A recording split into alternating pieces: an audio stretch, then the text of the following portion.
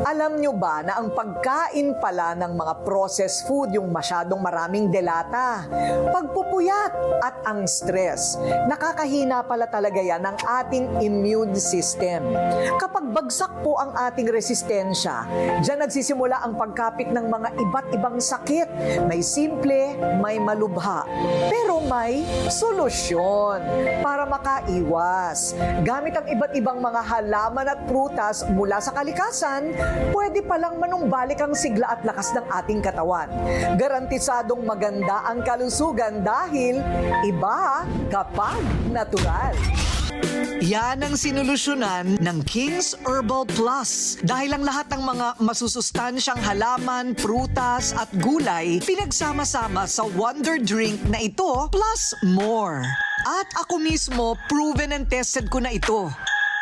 Ang lahat ng 80 sangkap na ito ay sumailalim sa maingat na proseso para masigurong effective itong miracle drink ng King's Herbal Plus. Proud ako na i-share itong magandang balita sa mga kakilala at kaibigan tulad ni Pat P na happy ending.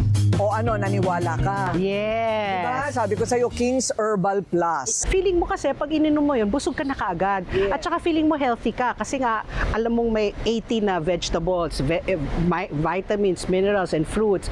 And then I said, what was good about it, what I felt good about was yung movement mo sa umaga. Parang naging regular. After I drink it, parang napapatakbo ka na sa banyo eh. So masarap kasi nga, di ba, maluwag ang pakiramdam, magaan.